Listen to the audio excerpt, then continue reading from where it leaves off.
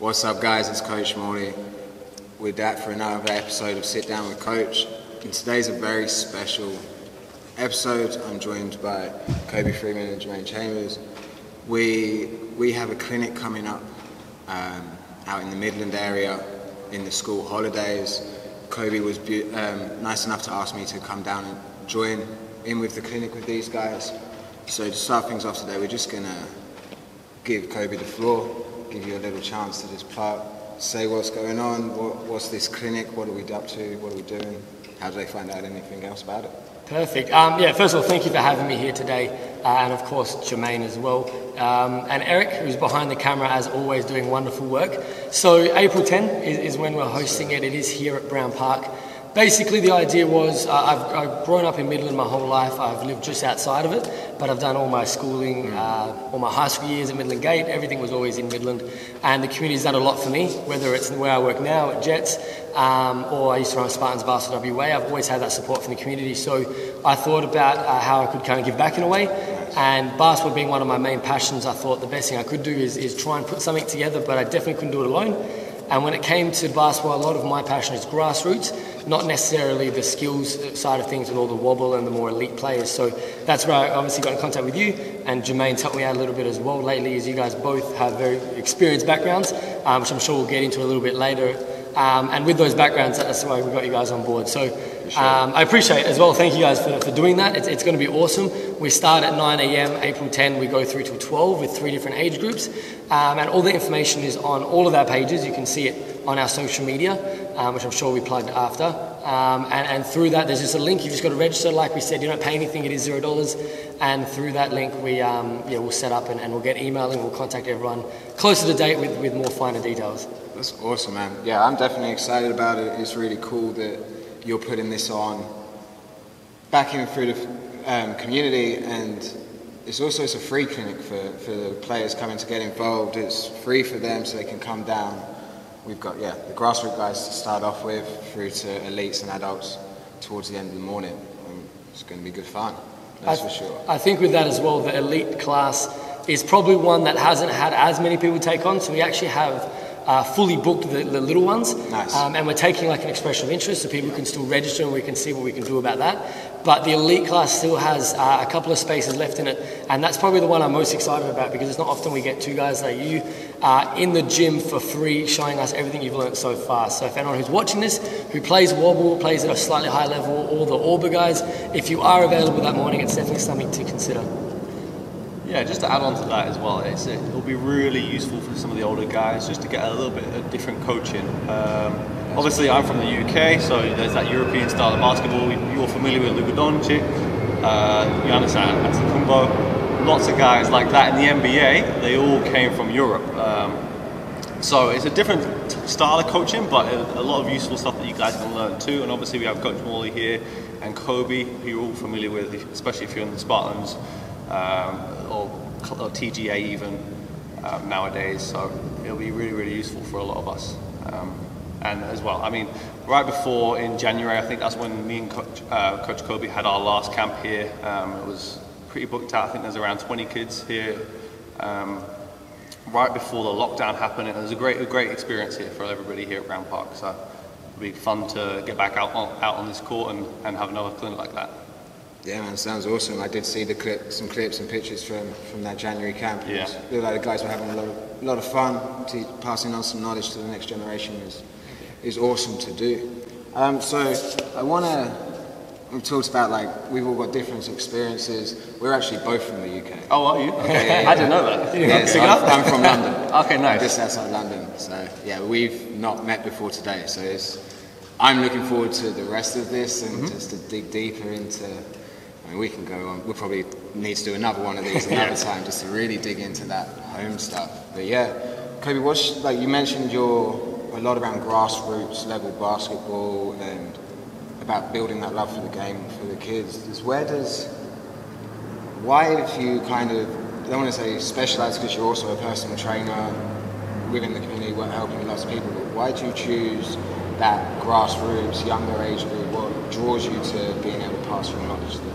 I think the biggest thing for me is working through Spartans, which was a volunteer club. A little while ago, I missed out a lot. So that was a big part of it, is getting to work with younger kids, introducing them to a sport that's given me a lot of love and passion and carried me through all different journeys in life. I've had a ton of experience with basketball, so kind of passing that on, but at the same time, I've worked with young kids who play wobble, who are really, really good at wobble, but tend to fall out of the system pretty quickly because it depends on the team and the coaches, and there's so many aspects of it, but they lose that love for it. It's taken so seriously. They train maybe twice a week with wobble, then they train twice a week with domestic, and with all this, they try to get into a gym, and they do all these things, and by the time they're 16, 17, they've fallen out of the basketball code, and all of a sudden they're playing football, they're playing another sport, which is great. But I'm trying to keep that fun. So I get wobble kids who come down, especially the 12, 13, 14-year-olds, who come down to my clinics, and they're more than happy just to play games and kick back with the fundamentals. Because again, for them, they spend so much time with these really elite coaches, working on those skills, training really, really hard, that it's nice to kind of have a laugh and actually play, Golden Child and all those games that they probably don't get to. Yeah, you don't get that when you get to that level. Oh, for sure. Like, the love's important, and it definitely, like, for a lot of the kids, it comes early. Like, there's no, unfortunately, we see it all the time. Like, there's a global thing, kids drop out of sport at like 16. Yeah. They get all this trade, like in the UK and America. Here, I feel it's a little bit better. There's a big social comp environment around the city, basketball especially. So here, the retention of kids staying active and playing sport carries on, but there's only so many opportunities to go to the next level. Yeah. Like, some kids look to go to America or get into SBL teams, NBL 1 teams now, and find those kind of routes, but there's only limited spaces for that opportunities. So it's about, okay, well, I still want you to enjoy playing basketball and still be able to play basketball. So what's that level I need you to get to where you can just go jump on the court anywhere and have fun playing? Exactly. Yeah, so it's so important to keep that engagement, especially early on. I mean, in the UK, I started basketball quite late on, around 14 years old, and it was through my coaches, through the environments I had with the clubs, and that social construct that actually allowed me to go on and get scholarships to university and actually play basketball and enjoy it too. And without that, otherwise, some of those opportunities wouldn't have been afforded to me. So even though it is sport, even though it is basketball, it can create a pathway for you just later on in life. I mean, I flew over here 2 years ago, met Coby and Dylan, a lot of my close friends here in Midland, a week after I arrived here, and they're my best friends today. So how did you meet us? You want to put that out there? How you actually met the squad? Okay, well, I might as well give a shout out just because they'll be watching this. So we went down to Swan Active, actually, just around the corner.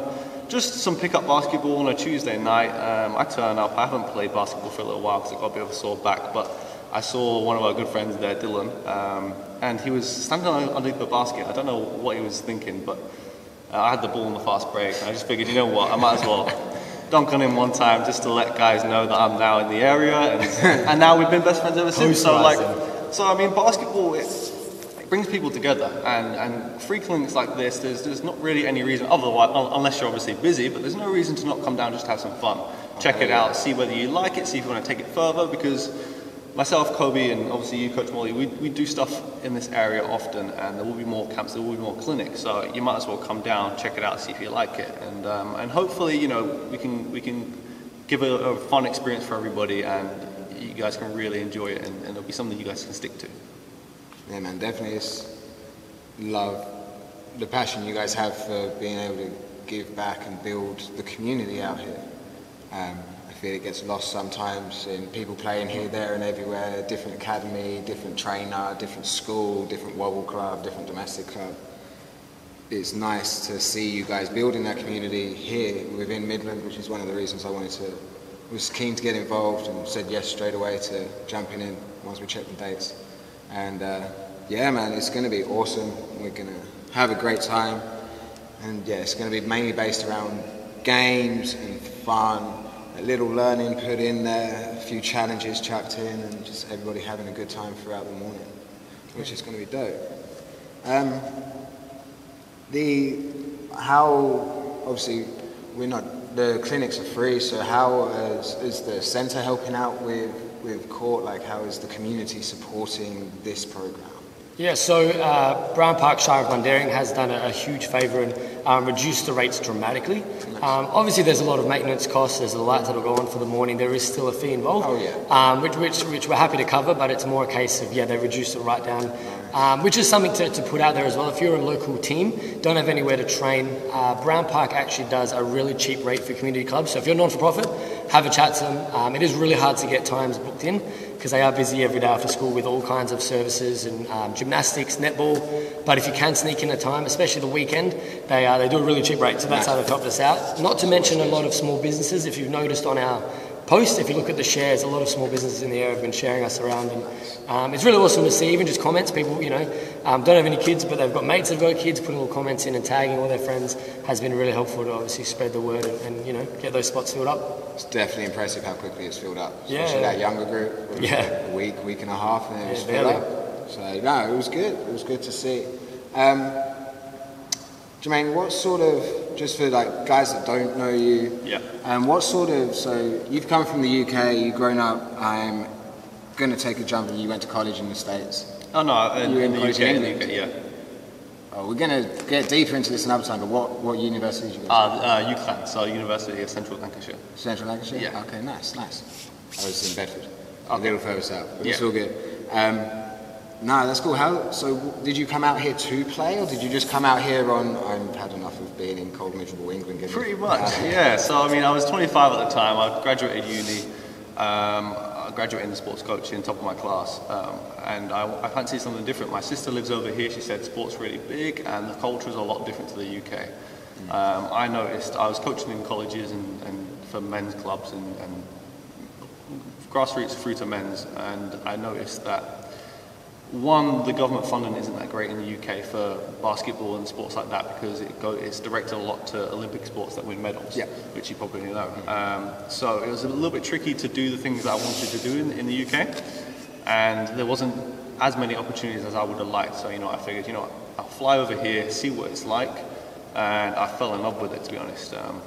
It's immediately when I found this group of circle of friends, and I've been playing with these guys ever since, through playing at Kalamunda District Basketball League to Orba and meeting some of you guys here. It's definitely a different culture and something that I really want to add to as well. I noticed that since day one that I came here, a lot of my friends, and Coby especially, through Spartans, through whatever team I play for, TGA, they do look out for one another, and so this was kind of a no-brainer to also want to give back to the community and offer something. And yeah, just going back into a little bit about, I guess, my playing and coaching career. So I did play. I stopped around 22, 23 when I had a slip disc in my lower back, which that's fair enough. Unfortunately derailed me a little bit. I can still play, I can still do a little bit, but not to the level that I would have liked to. But obviously I started late on, around 14, 15. Because in the UK, a lot of us play football. Soccer, to you guys that aren't too familiar with it, but it is football. Yeah, a lot of us play football. I mean, you see, Kobe Bryant, AC Milan fan. A lot of the NBA players in Europe, Steve Nash, they all have a football background. They all love it, and that's what takes precedent in the UK. So I grew up playing football, and then puberty hit, I started growing a bit taller, my feet was a little bit more uncoordinated, so I figured, let's give basketball a shot. And it's indoors, it's not indoors, yeah. In the UK, that's a serious factor. I mean, 100%. I don't want to be out in the cold all the time, and inside, even though it's still concrete, even though it's still a little bit chilly, it's definitely not like playing rugby or football outside. So in the rain, and you guys, we have snow in the UK. You guys probably haven't ever seen snow. Exactly. Yeah. So and it's definitely good to get inside and play. And then I played all the way through college and university, and luckily was fortunate enough to have some really good coaches back in the UK as well to help guide me along my way. When I first actually learnt to coach, I was taken there, but I'll give him a shout out. My coach Neil Hopkins, who runs Marsco Academy, I don't know if you're too familiar with them, but they're taking off in the UK.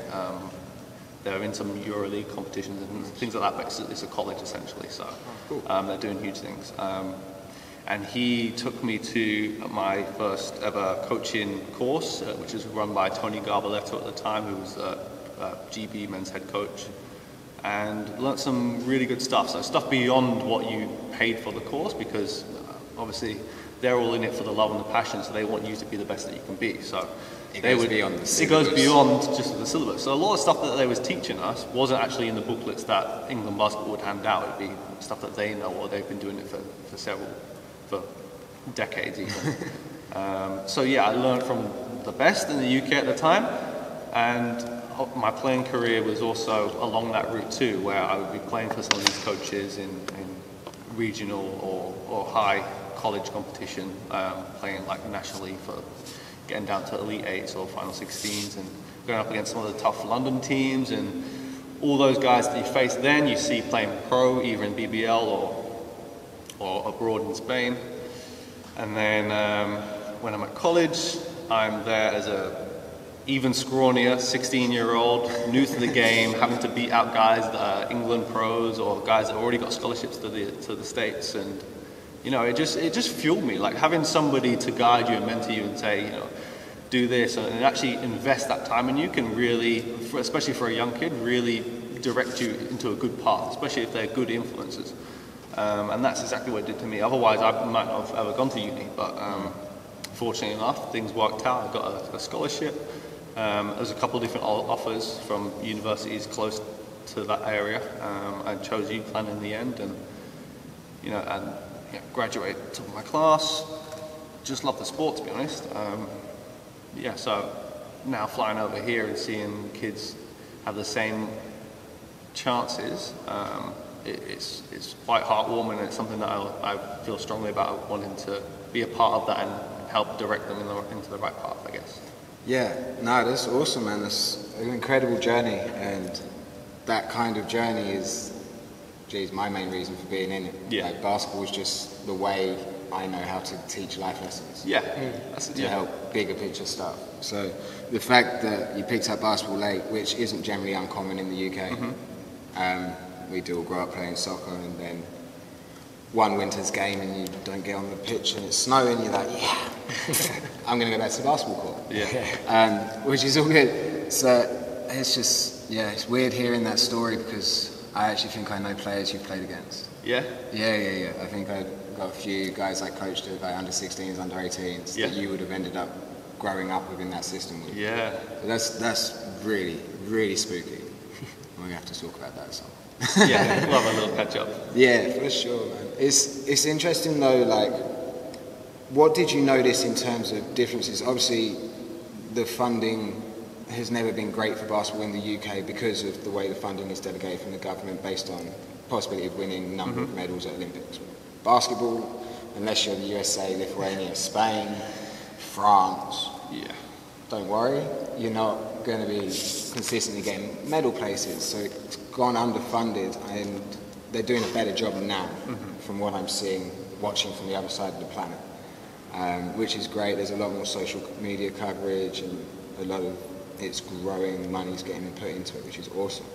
But what were some of the main things you noticed in terms of differences, or something that was the same here to overseas? And also, once we'll come back to Coby, what did you notice about habits he had or skill sets he had when he started playing on the court with you guys? A big thing, to be honest, is culture. It's a lot more of a family environment. I came over here not knowing anybody, and within a week I'm around their house watching NBA games, which is just quite uncommon. And some of the friends that I made from there are best friends to this day. And I've always found coaching, I've had a connection with players, so because they can trust in you, and you're interested, you're invested in them, so they can come to you. But that's coaching. Playing is a different story. There's some guys that you can get along with, some guys that you don't get along with. Depending on how you play, if that impacts them, if you're going to take their spot, if you're getting the ball enough, there's a lot of things that go into it. But I came over here playing, I wasn't really coaching, and everybody just meshed well. Everybody enjoys playing. It doesn't really matter what level it's at, because there's so many grades. Oh yeah. So in the UK, there's you play professionally in the BBL, there's the league underneath it, just like the NBL 1 here, and then after that, it's just social, regional competitions, and there's not too many grades. It's like Premier Division, and then maybe two, potentially 3 grades underneath that. Yeah, it's like 3 nationals. But even so, there aren't that many teams. You can't just enter a team, which could be not for profit, and just run up with your group of friends and play in that. Whereas here you can do. You'll get all the way down to H grade, and there'll still be 10 teams in one of the leagues, just in one suburb, which is crazy, especially when you think about how densely populated the UK is and how many people there are that play basketball there, but yet there aren't that many teams, or aren't funded enough to have enough teams in that club to have enough access to all those players. So I come over here, and a not-for-profit club run by Coby, big group of friends, expanded to I think it was over 20 teams in the end, which is crazy to me, and everybody was just so welcoming, and I just fit right in, which is strange. So normally it takes a bit of time to fit into a team. Like you might have to go away for a weekend tournament, and you all have to share hotel rooms, and you all have a laugh and good time, and then you bond, or you go for a tough pre-season training, and you're doing hill sprints and you bond that way. But there was none of that really. You just sort of turn up here, everybody's sweating in a hot court like this, and we just get on. So I think culture and that family aspect is one really big thing. I guess that's kind of evident here as well by having a community clinic giving back to the community too. So I think that's probably the big thing for me. Yeah, nice. One of the things I noticed for sure coming over. So what about you, Go? What did you notice? Was there any UK traits that he brought over onto the court? Or Let's see if he's honest. It's going to sound like I'm throwing shade, but I'm not. All right. So the first few games I played with Jermaine, the biggest difference, right? So there's other points. So the biggest difference I found was getting to about 4 fouls by halftime every single game. Right? But that doesn't come down to the referee. Yeah, that doesn't come down to the player. It was Jermaine adjusting to, and it could just be where we were playing it, but it does seem to be a little bit across the board, just adjusting to the way fouls are called over here. But the most impressive thing was he only ever got to 4 fouls. He'd figure out he'd figure out what they're doing by halftime, and by the second half, he was obviously playing a little bit safer, kind of knew what he could get away with. But it was pretty funny because it was consistently 4 fouls by halftime, almost every first. I forgot about that. Yeah. And again, I think Ed was always trying to explain to him, like he wouldn't never lose his cool, never get a tech foul, but he'd get frustrated on the bench and trying to explain to him that this is the way that they get called over here. I don't know how different it is, or like I said, maybe it's just where we were playing at the time. But yeah, that was definitely something funny to watch him adjust to, and adjust pretty well. Nice, yeah. I mean, in theory it's the same FIBA rulebook. Yes. In practice, it's different. And it's different everywhere. Every competition, every league is slightly different. The trail ref to the lead ref is different in most cases. It's just, a good player will adapt. Yeah. And okay, well, if the ref's calling that as a blocking foul, well, I probably can't even play defense. I'm just going to sag off and wait for them to miss the shot and then go the other way. But yeah, you have to be able to adjust. That's interesting. Yeah. The other thing was, and I can't work out, maybe it's more so the background Jermaine had, obviously playing a lot of high-level basketball, but our squad, our friend group aren't wobble players. They never played wobble. Obviously never then went on to SBL. So in our friend group, it's really just us two that have even had a chance at playing with plays, and especially, I guess, at a higher level with these players. So having Jermaine step into that friend group and just the IQ. Yeah. We've got smart players in our team. We've got guys who are some of the best passers I've ever seen, and they've played SBL or wobble in our lives. But just the way he looked at the game, could explain the game, that could be something that's a bit widespread over where you guys are from. But it was really refreshing. It definitely helped to have him on the same side. A lot of it's the level. A lot of it comes with the level. As you elevate levels, you have to understand the game deeper, to a much deeper level, rather than coming down the floor and running read and react, or running flex, pass the ball here, screen there. It's not like that. You have to know this entire playbook at the level he got to in the UK. Yeah. There's the playbook. Learn it. Yeah. Coach on the sideline. There's the play. Execute it. Yeah. You have to be in that frame of mind, have that basketball IQ that you can do that on the fly, whether you're involved in the direct action, you're setting the screen, you're the ball handler, or if you're on that weak side corner, because you're going to get called out. If you're meant to be in the corner and you're on the knuckle, get out. Yeah. Sit down. This is what you messed up. Okay, now go back in and do it right. Yeah.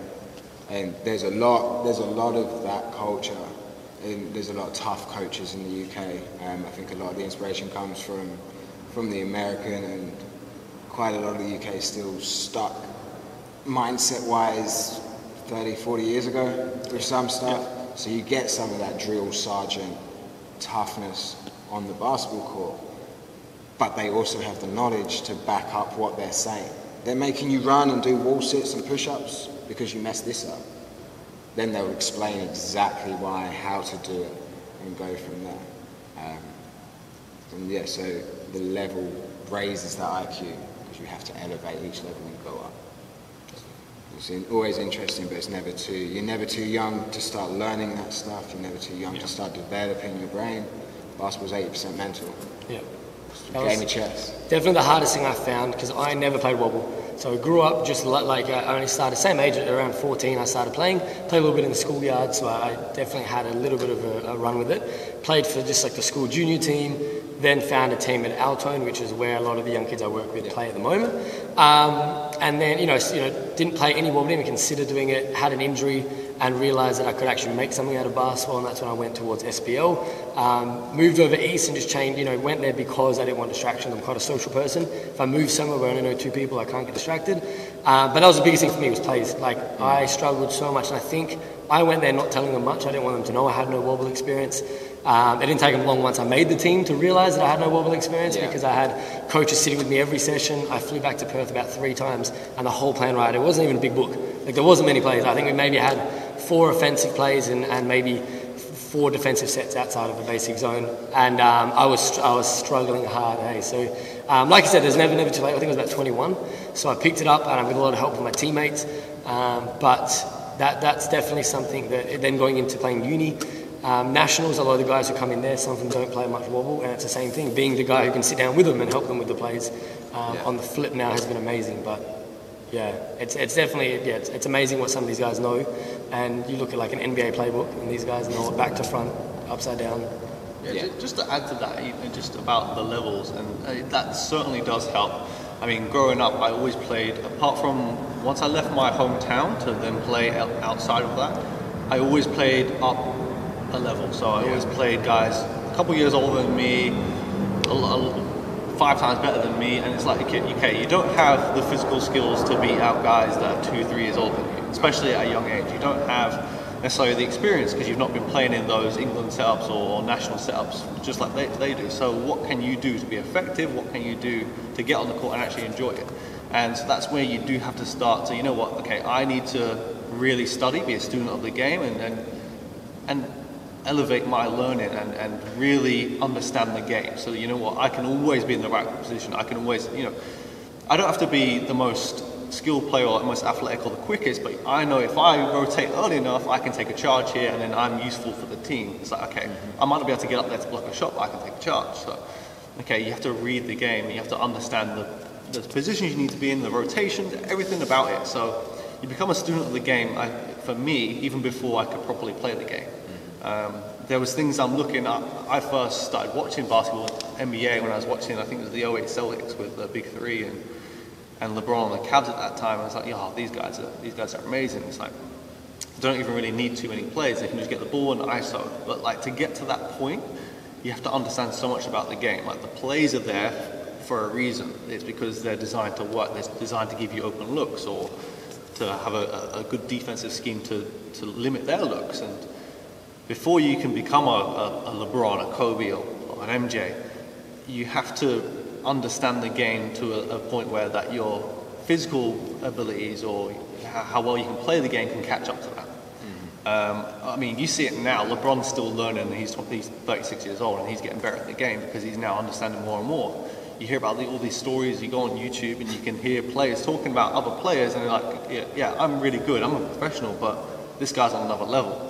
And you're like, but they're all the top 400 athletes in the world for that sport. How can you say that somebody's levels above you? It's because they're a student of the game. There's a lot of levels. There's a lot of levels to it. And so you have to get involved in as many opportunities like this as you can, because you can learn from other people that have also learned these things. And that might just be enough to spark something in your brain to go, I never thought about it that way. I want to know more, or I want to know this because I've actually figured out that this is giving me an edge on somebody else, and now I find it fun because I'm really good at the game, which is where a lot of the enjoyment comes from. Nobody enjoys losing, nobody enjoys not being able to make a shot or not being able to bounce the ball properly, but you do when you're good at this stuff. So if you can read the game, if you can learn things from people that have the knowledge to give to you, that's where you get those improvements from. And it's key. I can't stress that enough. I fully agree. Fully agree with that. Like that IQ, that understanding. That's all on it all is a massive game changer. Because at the end of the day, in this day and age where all you got to do is go onto your IG feed and you can see 20, 30 basketball drills from coaches all over the world, mine included. You should be absorbing all of this. You should learn from everybody. Like, see something, try it. Maybe it works for your game, maybe it doesn't, because everybody's got different bodies that work differently. And my job as a coach, I always find, is I need to just give you the baseline. This is the blueprint for how you do this move. Okay, cool, you've got the basics. Now show me how you do that move. Okay, cool, well, let's maybe tweak this and let's create this. This is going to help you get an extra bit of power out of the movement, or it's going to be a step quicker. Rather than this is how you do it, and that's the only way you do it. Because, especially now, basketball's so creative on the court. So you have to understand how actions work, which comes with the IQ.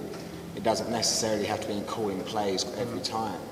But you have a base concept where most teams will have like a continuity offense. Normally some sort of motion, 4 out, 1 in, whatever, and you fill these spots, and if this happens, you do this. At Wobble, that's about as far as they get. Seriously, that's about as far as they get. For a long time, until maybe under 18s. And then they start to be like, okay, well, that's our continuity. And well, now we're going to have this play from UCLA in there. We're going to have this play. I saw the Celtics run this last weekend, so I thought I would try it this week in our game. Okay, cool, but are you developing why that works?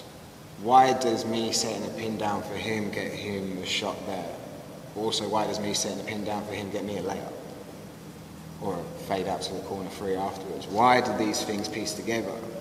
And then when you get up and you start playing and everybody's on the court with that IQ level, or you can just look, or just one, if I turn the corner and I dribble at somebody that I know is of the same kind of IQ and I go at them, I know they're doing one of 2 things. Dive into the basket or coming off for a dribble handoff. They're doing one of 2 things. So as soon as the kids start to understand those things, now the game becomes easy, because it's not catch the ball, what one of these 1,000 things am I going to do? It's, okay, I've caught the ball, do I have a shot? Yes, no. Don't have a shot. Is the cutter open? Yes, no. Is the next passer open? Yes, no. Okay, now I need to do something with this to get something to happen. So you simplify that process, it allows them to learn faster. And it's something I've experimented for years, the coaching at Aquinas College. And yeah, still work in progress. Every group's different, but it's definitely interesting to see how quickly they can go from literally only being able to score 30 points a game. And I'm sorry, boys, if you're watching, but basketball is real. Get with it. First game of the season, I only scored like 30, 35 points. 62 points last Friday. So in like 4 or 5 weeks, we've doubled our output. And it's not just a case of, you're just making shots. It's like, no, they're getting better shots. Yeah. Because they're working as a team now. They're being able to learn and grow together. So it's interesting to see, and it's interesting that that's one of those things that you noticed. It's fascinating that you say, it's ringing bells in my head when you mention a few things. So like, I'm thinking, a lot of the stuff to me is second nature, and it's actually sometimes difficult to explain it, because it's just how you know the game is. It's like, you guys don't see it this way, and you give a play because you know where the players are meant to be, and this is why it's going to work. And then trying to explain it's like, okay, well, you're coming up against a zone defense, so your offense doesn't start when you put the ball in your hand and say, okay, now what one-on-one move can I do on this guy that I've seen on IG or whatever, and this is what I'm going to do to create my shot, because then you might have 2 guys trapping you and you can't do that, or you're going to take one dribble and the defense collapses and you can't do that. It starts well beyond in the backcourt, when you realise they're setting up in that zone, it's like, okay, they're in that zone there, so that means that these spots here are the open spots. And it means that if I cut in this direction, or if I drive and kick, it's going to collapse like this, or they're going to overload on one side and there's going to be a late rotation. It's like, so if you know what zone they're in, you know what looks you can get in the offense. So it's like, okay, it doesn't matter what you do for the first 15 seconds of the offense, because you know that's all a bit of a decoy, because you know the shot that you want to end up with is that one there, because that will be open every single time, just because of the nature of that zone defense. And it's strange when I hear you talk, because it's like, okay, you know what, this is stuff that you know, and it's sometimes even hard to explain to people, because it's just what you've grown up learning, watching, and realizing and understanding the game, and that's how you play it. And then it's like, okay, you guys need to know that this is the positions the players are going to be in, so these are the spots you're going to have open looks for. So we're going to run these type of plays, which might be a diversion, it might just be all a plot to get their defensive players out of their positions that they want to be in. Because I'm so anti-zone, it's unreal. I feel like... Yeah, I'm with you. Like, you should play man-to-man, because you should be able to play help defense, you should be able to guard your man. If you can't, then there's always going to be a weakness on the court. No matter what zone you're in, you're giving up an open area of the court. And yeah, you might scramble to recover to get there, but then that means somebody else will scramble in, and then it's not... Yeah, I'm so anti-zone, I won't get into it. But it should realistically be the easiest thing to play against, because you shouldn't, like in a man-to-man, you don't know where the open looks are going to come from. You're going to try to run a play hoping that, you know, the defender might be late over on this, or this screen might pin them down. And they might switch. They might switch. They might be trying to get you into the middle. It's a lot more complex when you play man-to-man to try to get an open look. And against a zone, it should be the easiest thing going, because you know they should realistically stick to this spot on the court, give or take a few meters if they have to close out, whatever. But in general, they're going to be there. So it should be the easiest thing. But I found a lot of people struggle with zones. It's quite amusing, isn't it? And it's quite amusing. And it's hard to even sometimes get that knowledge across, because it's like, okay, this is how you see it. This is how I see it. This is how you should see it too. And then all those things that you want to do, you can do, because now you know how to play against it.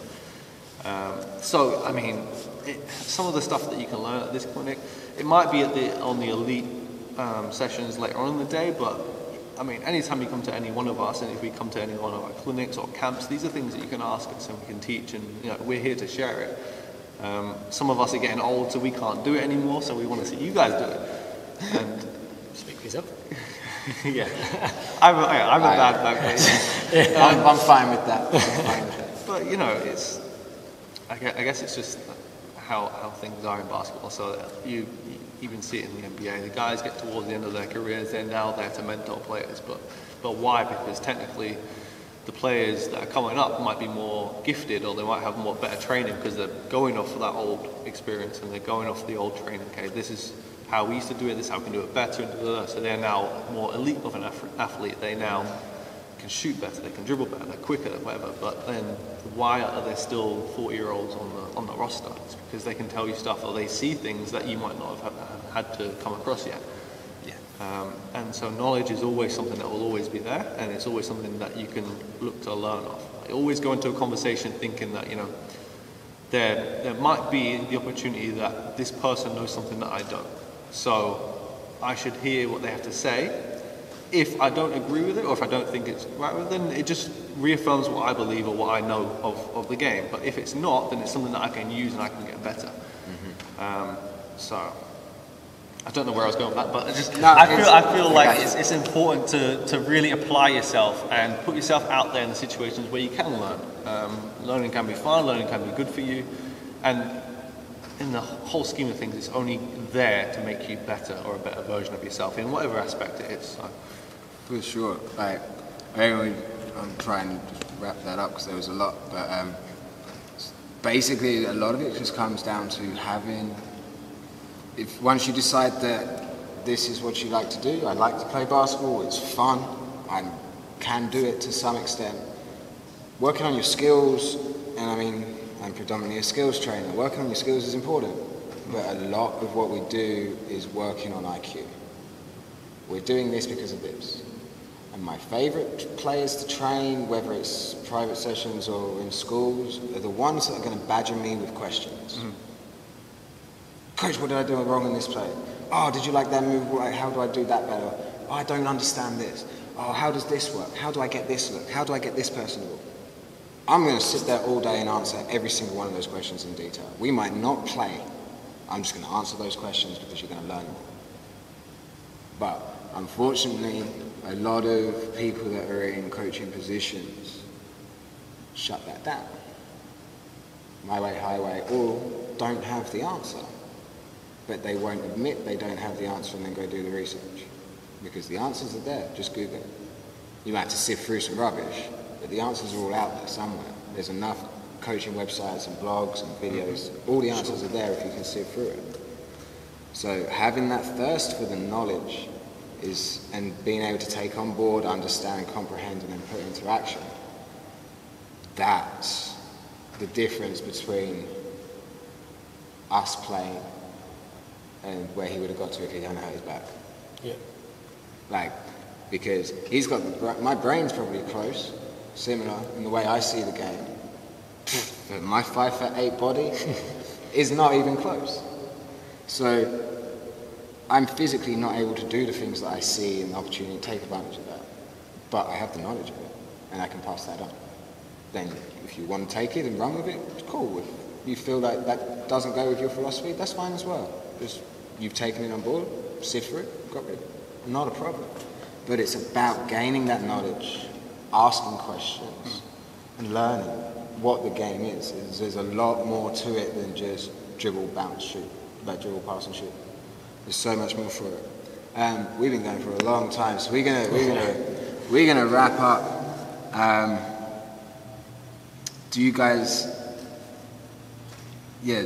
have anything to ask with me? Like I feel like I've put a lot of the spotlight on you guys. Is there anything you guys want to ask with me before we wrap this up? I do, but I feel like this will go on way too long. So I think we'll have to have another sit down. Maybe I have to do a part 2 or something.